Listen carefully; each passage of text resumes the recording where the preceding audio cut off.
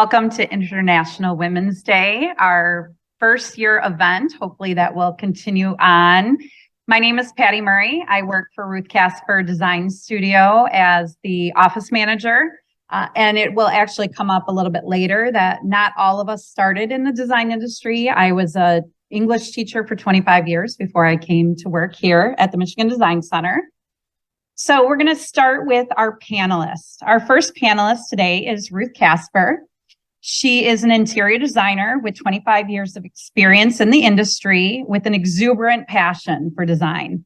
She is the head designer and owner of Ruth Casper Design Studio, and she is here in the Michigan Design Center. Ruth focuses on bringing a lightheartedness, warm spirit, and energy to her projects to ensure clients enjoy the entire process. Her design services include making selections for high-end new custom home builds and renovations, space planning, furniture selections, and lighting design, all with impeccable focus on detail. Ruth thoughtfully listens to her clients' needs to make sure their home reflects their personality. Her passion is to provide interior design services for her customers where the foundation of the home is you. Ruth graduated from Syracuse University with a degree in interior architecture and environmental design studies. She lives in Michigan with her husband and two sons, and in 1997 is when she started Ruth Casper Design Studio. In 2022, which wasn't that long ago, Ruth relocated her office into the Michigan Design Center, which offers a great opportunity for her and her clients to be closer to showrooms with premier and executive design styles only available to the trade. Ruth is thrilled to be part of the panel today and celebrate and support the wide range of achievements of women in this room. Next, we have Shannon Teeple. Epiphany Studios is the Midwest premier state-of-the-art hot glass studio gallery located here in Pontiac, Michigan, a proud certified women-owned business operated by artist, lead creative designer April Wagner as a world-renowned studio for the last 30 years. Epiphany takes an artistic approach to each and every project. Shannon first joined the team at Epiphany Studio in 2017 after being in banking. She was given a taste of the meticulous craftsmanship involved in order to install one of April's masterful installations. Her innate attention to detail and can-do attitude were welcome addition to the team at Epiphany.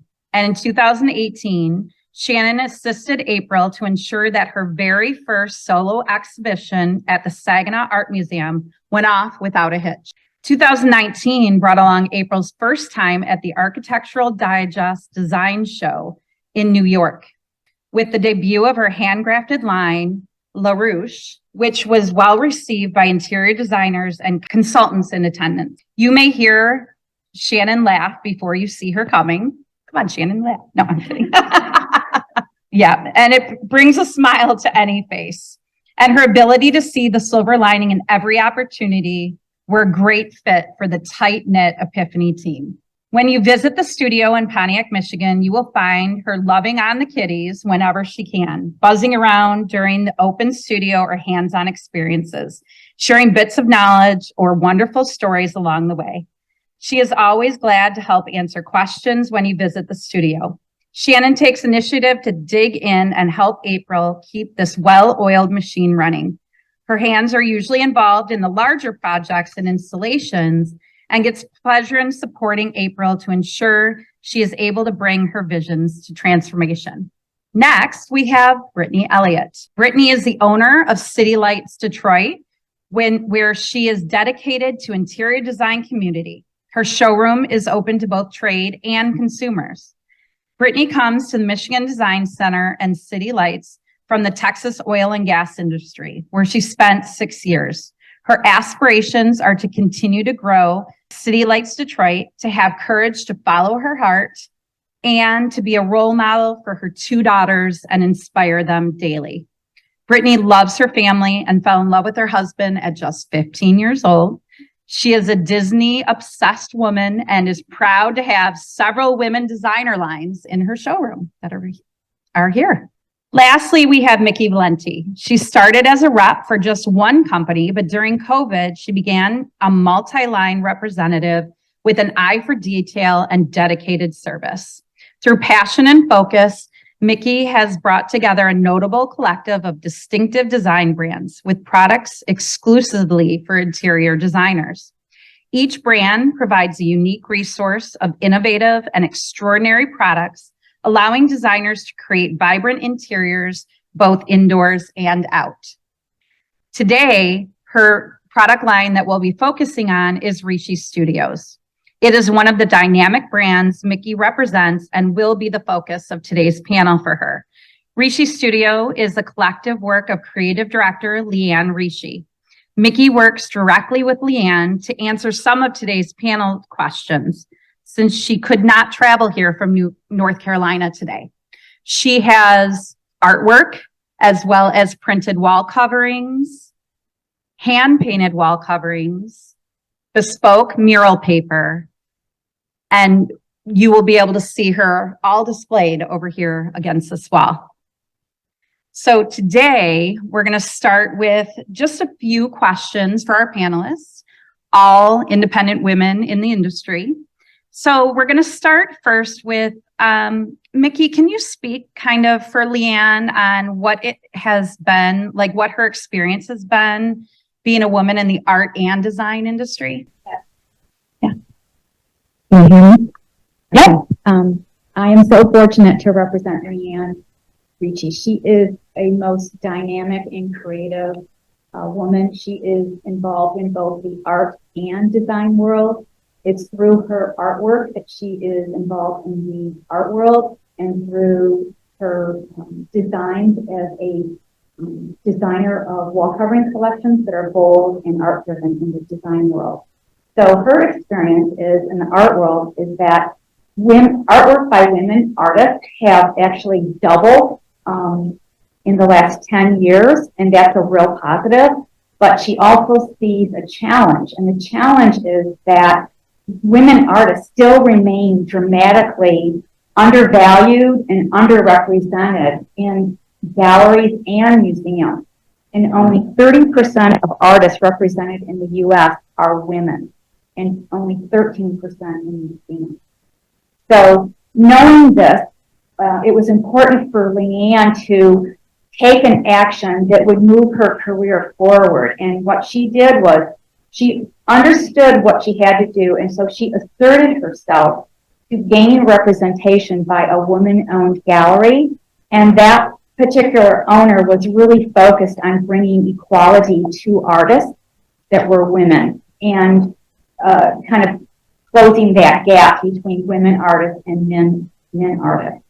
So by doing this one thing that Leanne asserted, it really launched her career forward in the art world. So, so that was her perspective from the art side of it. In the design world, she finds something a little bit different. There's abundant recognition, abundant resources, and tremendous growth opportunities for women in design. The industry is very positive. It's supportive to promote women interactions. So that was something that Leanne was really encouraged, and it really helped her to grow her design business through the wall coverings that she was designing.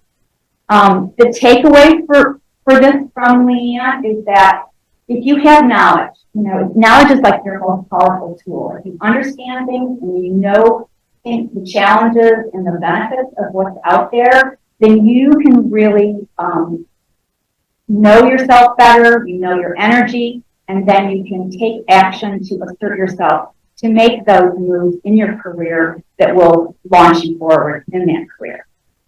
Thanks. What have been some of the benefits of a woman's perspective in your experience on the job site? I think that was us, right? Yeah, you and I were going to talk about that. Okay, go ahead. Yeah. So one of the benefits I see of having the women's perspective on a job site is we, as women, as I do mostly residential, we kind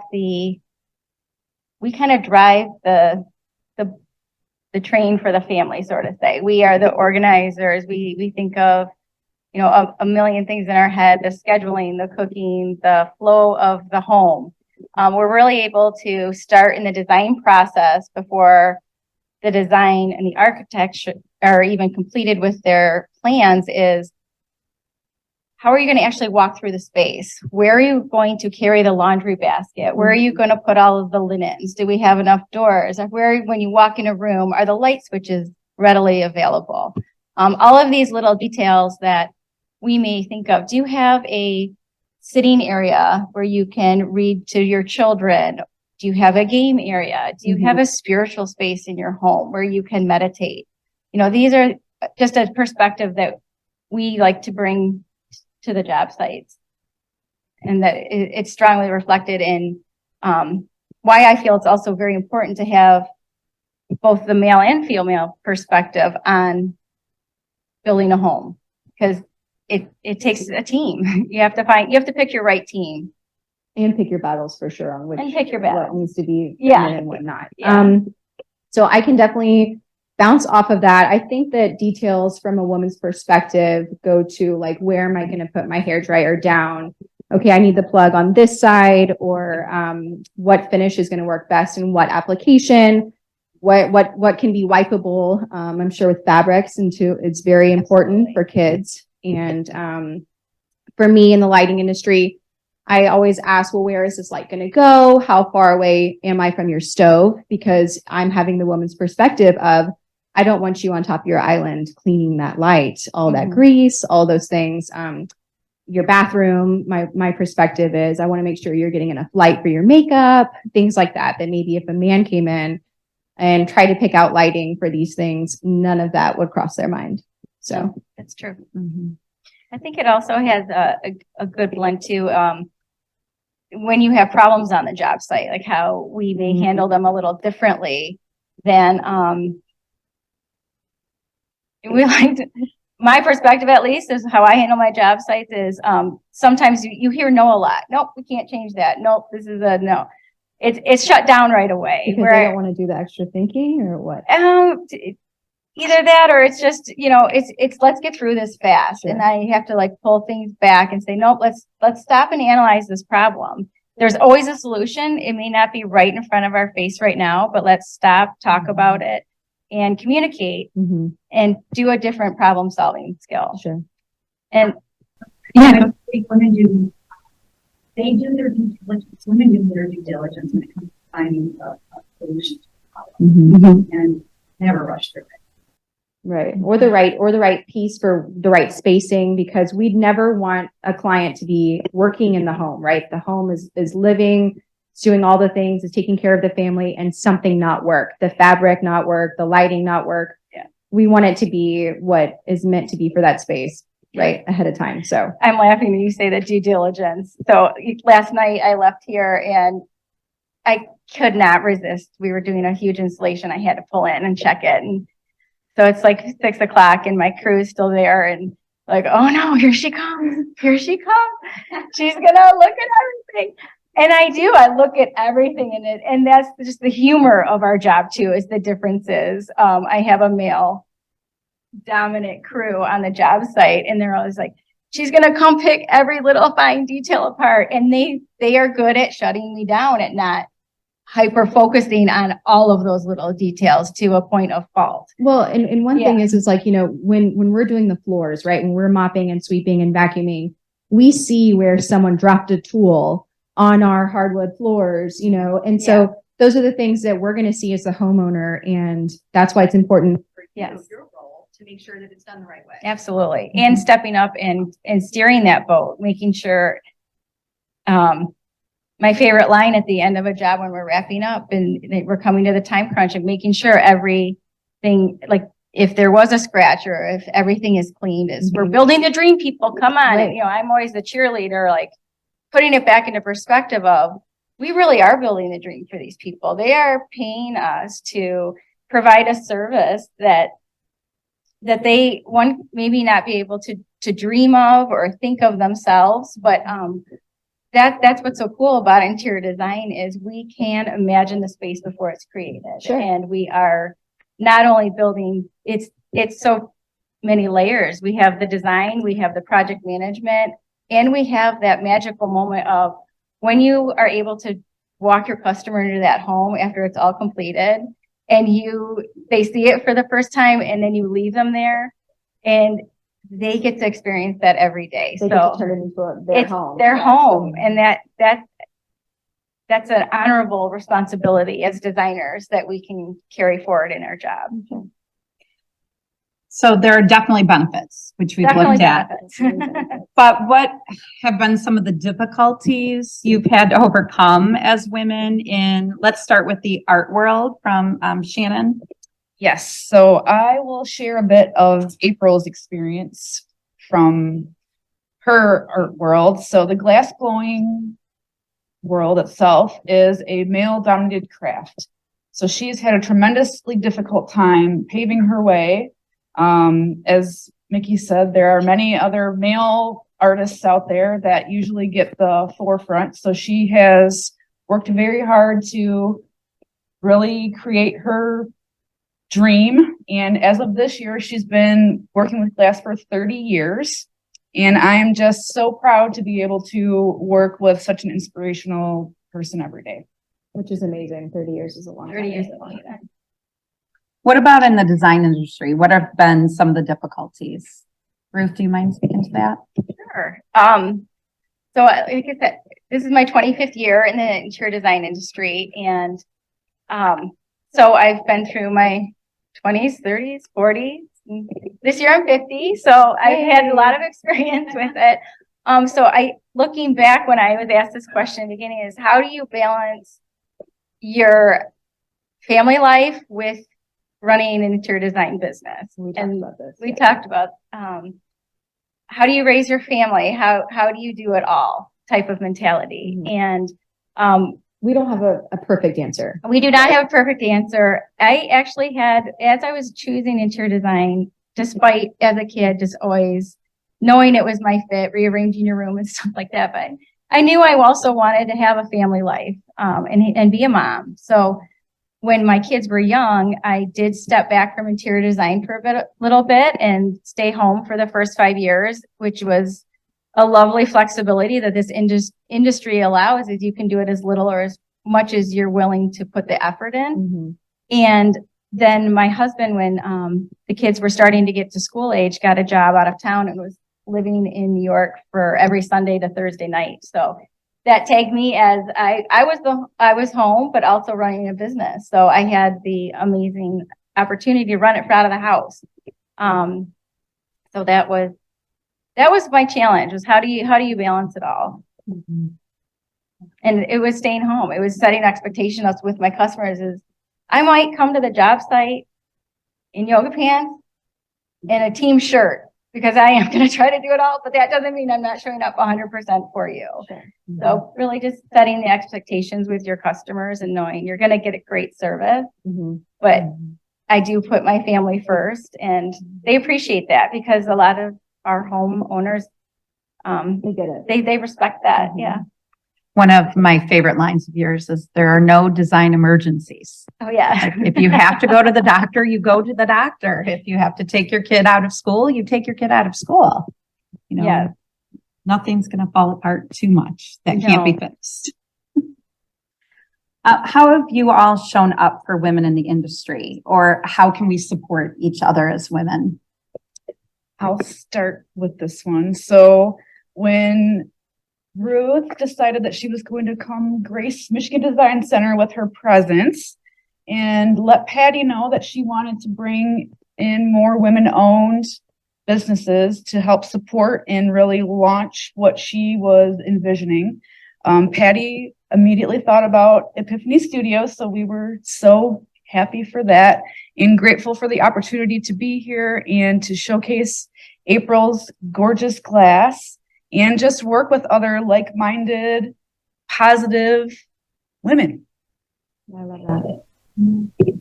I think it's putting women first, no matter what you do. I learned in an early age. I grew up in an Italian family. The women in the family, whether it was my mother, my grandmother, my aunt, they directed family life. My dad didn't mind. He let them do it. And so from that, I learned to make good decisions. And then from that, it really learned that I had empowerment and can make decisions and work with women to put women first, empower them through their integrity, through thoughts, through action. So it's really just being selfless with yourself and putting women first, whatever it takes, whether it's something simple or something, really, if there's something that's really important, when they need something more than just a little, introduction or something like that. So just be there and feel good about it. Building that confidence. For sure. Yeah. So for me, how we can support each other, I think it's really about just having everyday conversations and talking about like, what do you have going on, Ruth? Like, what are you working on? Is there, do you want to send your client down here? We can talk about lighting with them. We can show them our finishes, get them more familiar with our brand. Things like that. I can take that off of her plate. We can discuss other ways. If she needs an extra set of hands to do an install, I could be there for her. Just having the conversation, the vulnerability to maybe ask for help and setting ourselves down and seeing if there's anything that we can help each other to do. Yeah, I think that's a great point of asking for help and realizing we don't have to do everything. I mean, we do lift on the job site. Trust me, I will take a 2x4 and carry it in the house. The other day I carried a compressor for a wine cooler in that was 100 That's important. pounds. Like we get down and dirty. Yeah. But realizing like, what are you lifting? Like setting your intention and your priorities. Like I want to make time for things that are important and be very intentional. When you say you don't have to do it all. Like I need to pour into my craft and my mission. So thankfully I got a cleaning lady now. Like it's again, back to that family life balance, really, and talking to other women in the business industry or artisans of how do you do it? One of my friends had a great suggestion. We live in a world where our phone is always in our face and available. And we feel we have to respond to everything all the time, whether it be a contractor or a job site or making an order or a back order or a world of information all the time. And we very rarely just be still and settle down to things. So I would have never have known if we didn't start talking like, put your phone down and lock it away somewhere, or put it outside in your car and take 2 hours to just work uninterrupted. Like all of these things that we need to share tips on. If you're having a problem, approach someone. They're probably going through the same thing. Right. They have a solution that you may not have thought of, or they don't have the answer, but you two can work it through together. So connection with other women is just so important. Right. I know, Shannon, that Epiphany Glass has a women-owned certification, and not all of us know the importance of that or how to do that. And then Mickey, actually, when we were talking about this the other day, had a great resource too. I'm actually going to put them up here while you talk about them if anybody wants to write them down. But Shannon, would you mind speaking to being a woman-owned certified company? I will, but first I'm going to actually have Mickey sort of highlight a little bit more, and then I'll go into The benefits, detail. right? Yeah, Definitely. So I'd like to speak to some of the benefits of having a women's certification, and there are many.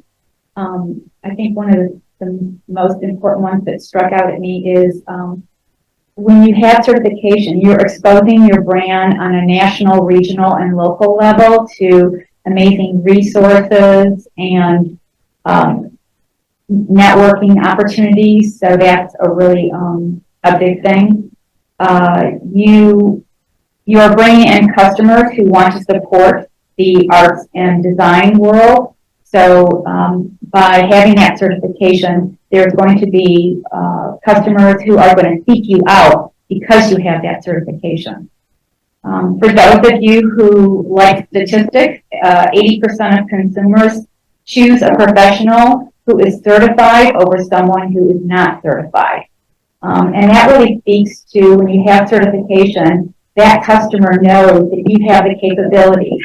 you have the skills, you've been taught what you need to do that job, whether it's renovating a home, designing an office for somebody, whatever it is.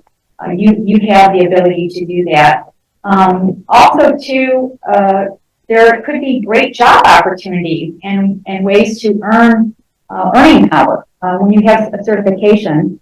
When you go for a job or for an opportunity, a job opportunity, people are going to look at, do you have that certification? And so that's really meaningful. So those are some of the stronger ones, and obviously there's many in having certification. It shows your passion, really. Right.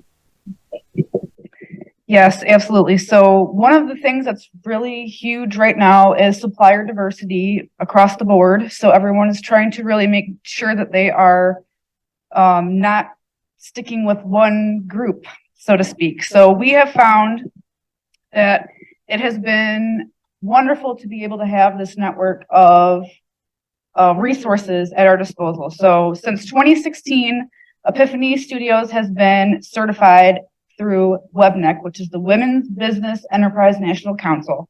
And that's the larger name for the group. Locally, we have the Great Lakes Women's Business Council, and they support the more local channels. However, they are a 501c3 nonprofit organization, and they really work to provide world-class certifications to all women-owned businesses and give them the resources and programming to thrive.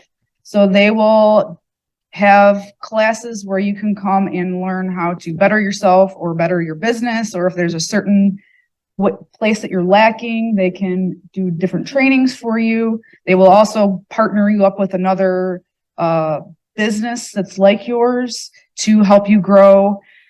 We've been able to gain many contracts that we would not have had previously by either awards or creating sculptures for their spaces. In order to have this certification, you have to be at least a 51% women-owned business. And there is a cost associated with WebNEC. So we pay, it's a scale that is based on your annual revenue. Below $1 million is $350. Is that yearly? That's annually, yep. And you have to recertify every year. So they do ask for your business documents and proof that you are a viable business.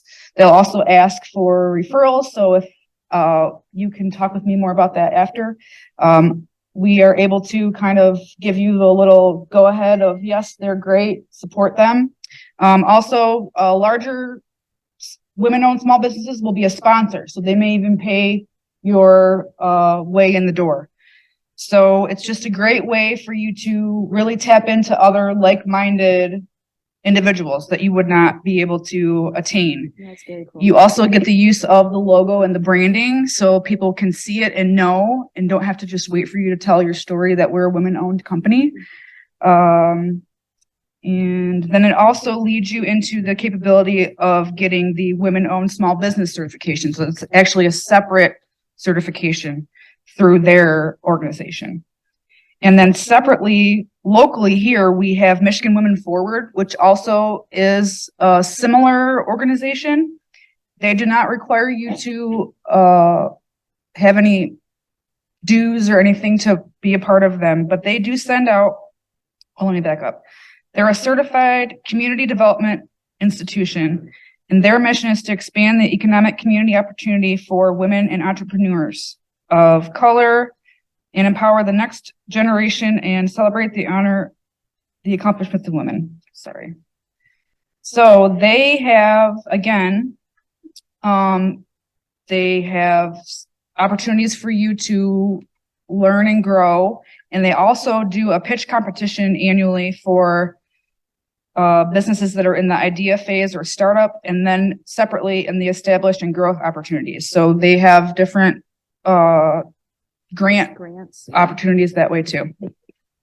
So there's all sorts of amazingness out there. You just have to put yourself out there and go get it. So networking, you get mentoring, you Yep. have grants, and the Amber Grants for Women.com is through Women's Net. There are lots of opportunities, especially for people starting up, really to take the advantage of those things.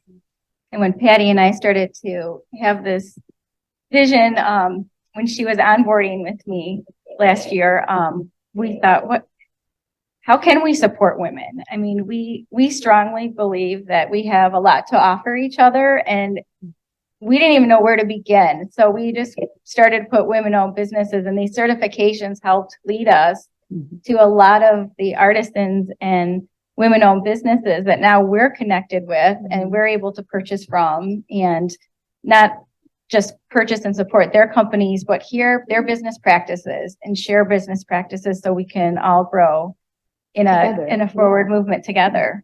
I love that. Take all of us together at the same time. Which is We'll great. take all of you. For sure. Okay, is there anything you want to leave us with before we move on with the event? You wanna start, Ruth? You wanna go this way? Sure. Just, looking back at my 25 years, I just strongly encourage women to always find a woman older than you that can pour their experience down into you.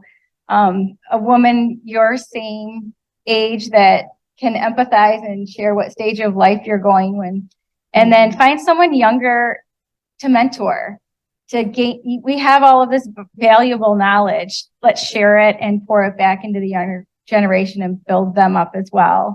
And I had a couple things I didn't want to forget. Where was it? The other thing was just celebrate each stage of life you're in. Being a female is such a unique and just wonderful gift. And we sometimes compare ourselves to other ladies or think, oh, she has her business here and she's eons ahead of me. There's a reason you are where you are. There's lessons to learn, and just slow down, take your time, It's so hard. ask questions. You may not know it now, but looking back where I am today, even a year ago, I'm thankful for where I was. So just take it all in and enjoy the moment. I think I would like to just say that you're never too late in life to change your career for whatever you want to do. If you feel a pull in a certain direction, just to have the courage to do it, and be okay with hearing the word no, and understanding that that's not a defeat, that there's a better way for you. You just have to find it. And then my kind of New Year's resolution is to just give myself grace. I really want to just keep trying to give myself grace, and instead of killing myself picking up all of the toys that are all over the place, I'm simply stepping over them now, because I don't want to just kill myself to try and make my house perfect. I'm giving myself grace to pour myself a glass of wine and just live with it for an hour, instead of just trying to do it all, just giving myself grace.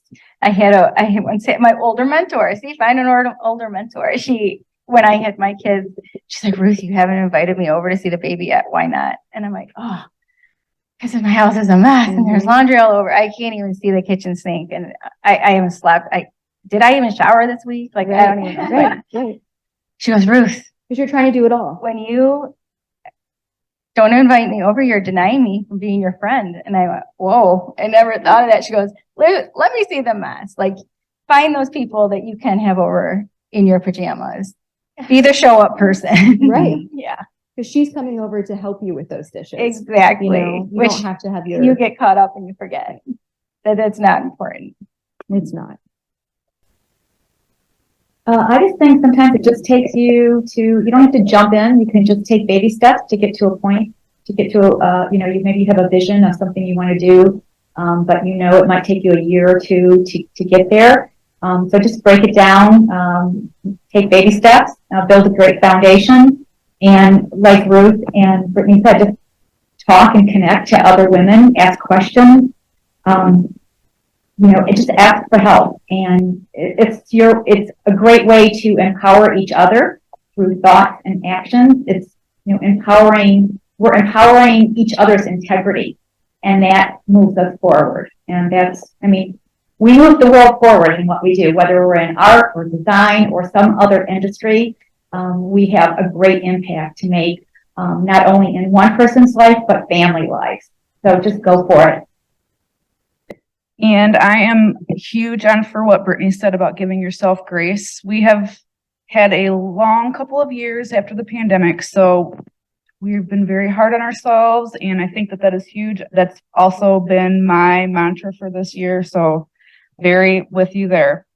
But another thing is know when to say no, because I feel like as women, we always want to step up to the plate and do all the things, and it's important to be intentional with what we want to pursue and what we want to do and not take everything on. So that's also something else I'm doing this year. It's a great point. Know your why and set your intention.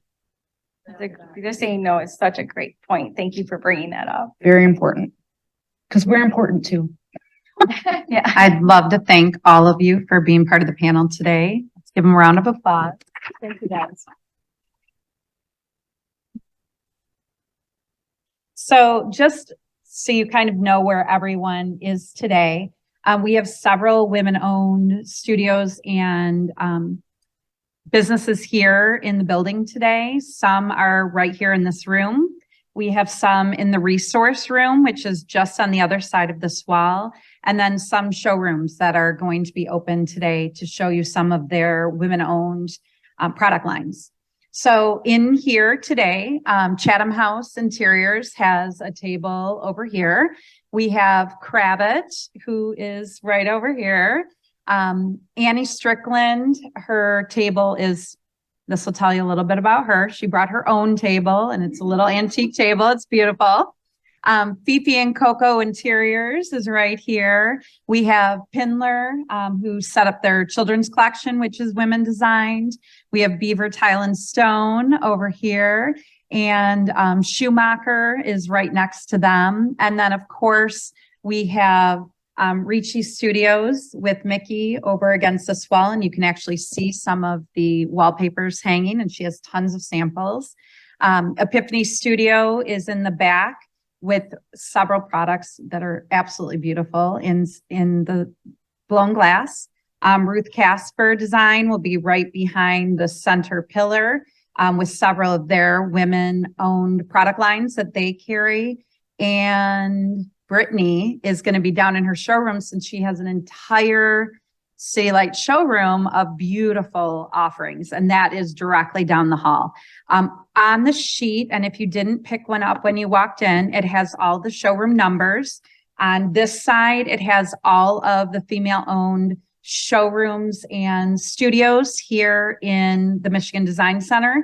It also has product lines that are carried in some of the showrooms, even if they're not female-owned.